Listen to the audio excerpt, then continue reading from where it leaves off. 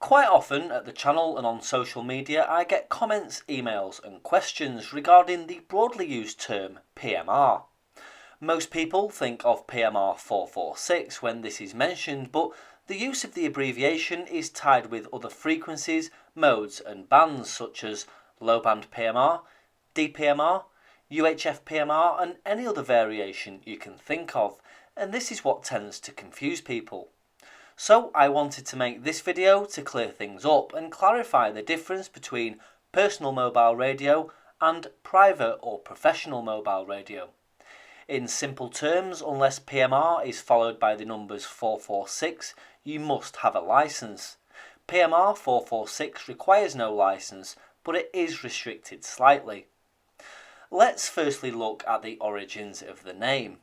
The term PMR applies to what was firstly analogue private mobile radio, sometimes referred to as professional mobile radio.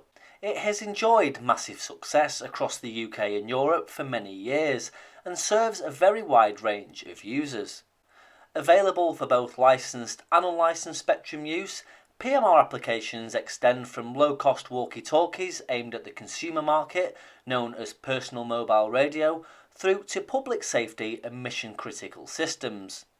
A comparable technology known as Specialized Mobile Radio, or SMR, exists in the United States. Private mobile radio was developed for business users who need to keep in contact over relatively short distances with a central base station or dispatcher, a typical example being a taxi company. PMR is also widely used by the emergency services. PMR networks consist of one or more base stations and a number of mobile terminals. Such a system serves a closed user group, and that is normally owned and operated by the same organisation as its users. PMR systems in tightly shoehorned allocations exist between low-band VHF and UHF. This is another thing I find tends to cause confusion amongst people. Again, this is because PMR is commonly tied to 446 MHz. Over the years, PMR systems have developed into trunk systems, the most notable of which is Tetra, or terrestrial trunked radio. In simple terms, trunking is a technique where the resources of the communications network are shared. Typically, a channel is allocated for the duration of a call and then automatically released to allow it to be used for another call, usually between different users on the same system. The technique also enables multiple base stations to be connected and to provide coverage across a wider area than with a single base station. PMR systems generally provide facilities for closed user groups, group call and push-to-talk, and have call setup times which are generally short compared with cellular systems. Many PMR systems allow direct mode operation, or DMO, in which terminals can communicate with one another directly when they are out of coverage of a network. PMR systems may also be developed to allow public access by subscription, and they are known as Public Access Mobile Radio, or PAMR. The users of PAMR systems are usually not the same as the system's owner and operator. Traditionally, PMR systems have usually been based on European standards for their equipment, but operated under license and subject to national frequency management plans. An exception is the commonly discussed PMR 446, the license-exempt consumer walkie-talkie, which has 16 analogue channels allocated in most European countries. And we will look at the digital side in another video. So that is a quick overview of what private or professional mobile radio is all about. So now let's look at where the digital side comes into play. With many forms of radio communications migrating to digital technology, there was a similar need to undertake the same migration for business radio and PMR. Those who listen around the bands will be fully aware that the migration is well underway. And there are many reasons for the move to digital technology, including the following. Firstly, improved spectral efficiency. With the number of users of business radio and private mobile radio increasing, it was necessary to increase the usage of the available spectrum. Next, it offers improved data transmission performance. With the growing requirement for improved flexibility within communication systems, a growing variety of data transmission capabilities were needed. Digital technology allows for more complex data transmission. Next is increased flexibility and improved features. Digital technology provides for a greater flexibility in what can be achieved with a transmission system. This means that migrating to digital technology enables more effective use to be made of the available systems and features. There is also improved voice quality. Digital PMR or land mobile systems can provide better voice quality under many circumstances, although they often have what may be described as a digitized sound to them. And another reason is improved range.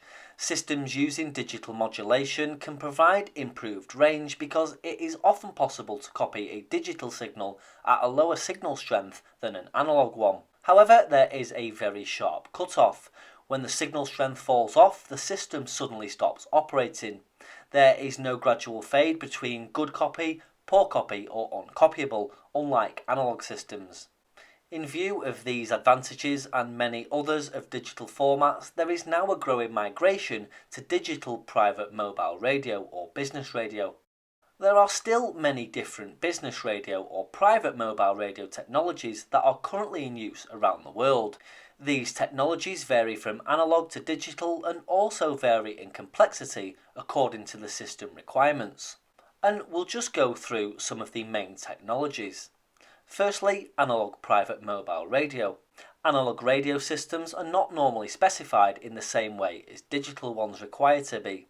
They typically use FM and have 25 kHz of bandwidth requirement. Next is trunked private mobile radio. Now, we did already discuss this earlier in the video, but this allows systems to operate over a wide area. Signals are picked up from the remote station and trunked to the local station. Another one is MPT 1327. MPT 1327 is the most widely used standard for analog trunked radio today. Originally developed in the UK by the then Ministry of Posts and Telecommunications, it has been widely adopted across the globe. There is also Tetra. This was one of the first digital standards to be launched, and originally the letters stood for Trans-European Trunked Radio, but as the system is now being used beyond Europe, the abbreviation now stands for Terrestrial Trunked Radio. Tetra is widely deployed across the UK and Europe, especially for emergency service communications. One of the most popular is DMR, or Digital Mobile Radio, and it is one of the fastest growing digital PMR systems in use today and is very quickly eclipsing analog radio. DMR is a European standard produced by ETSI, designed as a direct digital replacement for analog radio. DMR is a scalable system that can be used in both licensed and unlicensed mode, subject to national frequency planning. It was developed into 3 tiers. Tier 1 is the low-cost, license-exempt digital PMR 446. Like PMR 446, it has its restrictions despite being license-exempt. Tier 2 is for the professional market, offering peer-to-peer mode and repeater mode, and requires a license. And Tier 3 is for trunked operation and is also licensed. Another mode is DPMR, or Digital Private Mobile Radio. It is a different specification to that of DMR and utilises different techniques and is therefore not compatible with DMR systems. This is also another term that causes some confusion, but we will cover this in another video. Another standard is NXDN, which originated within the USA but is also available in Europe and other countries. And lastly, one of the big modes is P25, Project 25 or APCO 25, and it is a standardised digital radio communication system that is generally used by federal, state and province and local public safety agencies in the United States, with some growing usage in the UK and Europe. Radio amateurs use P25 in the UK as well as US military bases over here, and it is similar to Tetra in many ways. Now, there are other systems and digital modes in use commercially, but those are the main ones we'll cover for now. So I hope this clears up for the most part exactly what PMR is in the main. As I said earlier in the video, there is a lot of confusion out there, and I just wanted to clarify what myself and others mean when we refer to PMR. It is quite a broad term, and let me just remind you that if it isn't 446, it isn't free to use and does require a license.